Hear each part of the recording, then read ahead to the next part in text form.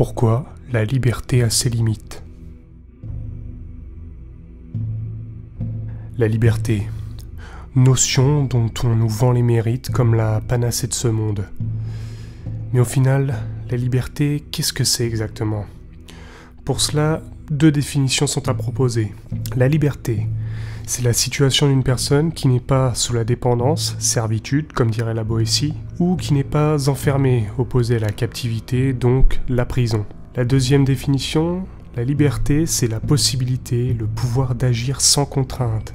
C'est l'autonomie. Dans cette vidéo, je vais donc m'opposer au concept de liberté dont on nous rabâche tous les jours les qualités. Alors nous allons prendre 5 exemples pour illustrer. Tout d'abord, LeBron James, plus grand basketteur du 21e siècle. Et tu crois sérieusement qu'il n'a pas des heures pour s'entraîner, des exercices à faire, des contraintes à respecter, parce que le basket est devenu sa nécessité. Michel-Ange, commandé par des grands dirigeants italiens pour faire des œuvres comme la Chapelle Sixtine. Crois-tu qu'il a écouté son cœur? Crois-tu qu'il a écouté ses envies de l'instant? Ou a-t-il respecté des devoirs? A-t-il fait de son art une priorité dans sa vie?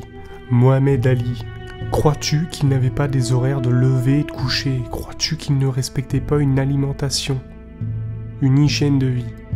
Le quatrième exemple, c'est Jack London, l'écrivain de Cro-Blanc, de l'Appel de la forêt. Il écrivait jusqu'à 1000 mots par jour. Dans sa jeunesse, il accumulait les petits boulots comme blanchisseur ou matelot. Et alors crois-tu que cette vie qui alternait corvée et misère ne finissait pas dans l'encre de sa plume? Enfin, Cristiano Ronaldo, un des plus grands footballeurs de tous les temps.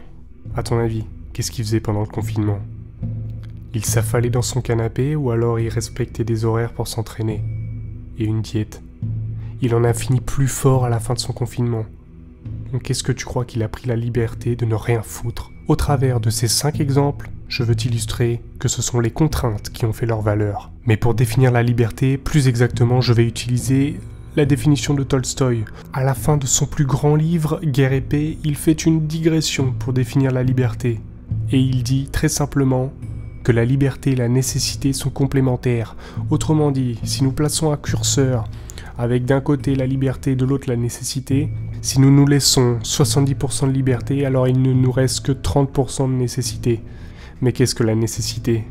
Pour cela, Rainer Maria Rilke, un très grand poète qui signe sa plus grande œuvre dans les lettres à un jeune poète, où il explique à un écrivain novice comment faire une bonne œuvre, une œuvre exceptionnelle. Il dit, tout simplement, tu dois faire de ton œuvre une nécessité, et à travers cette œuvre, te découvrir toi-même. Cette idée est la même expliquée par Nietzsche dans le Zarathustra avec son « Deviens qui tu es ». Dans le Zarathustra, la première partie, il illustre son concept du surhomme. Le surhomme est un créateur de valeurs, c'est-à-dire qu'à mesure que tu crées ton œuvre, alors tu crées les valeurs de ta propre personne, car tu te découvres et identifies les principes qui te fondent.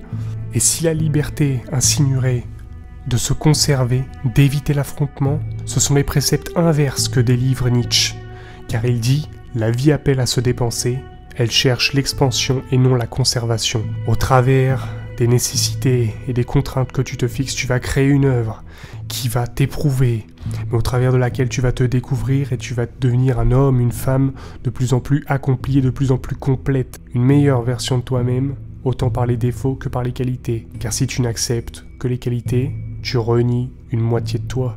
Prenons l'exemple. Si chaque âme est un diamant brut, ce diamant reste brut avec ses aspérités et ne gagne pas en valeur. Mais celui qui se sera fixé des contraintes et des nécessités par les épreuves qu'il aura traversées, il se sera poli et taillé. Et c'est ce diamant qui gagnera de plus en plus en valeur. Alors es-tu un diamant brut ou es-tu un diamant finement ciselé? Enfin, je terminerai par ce tableau qui illustrera également le propos de Nietzsche. Ceux qui dansaient furent considérés comme fous par ceux qui n'entendaient pas la musique.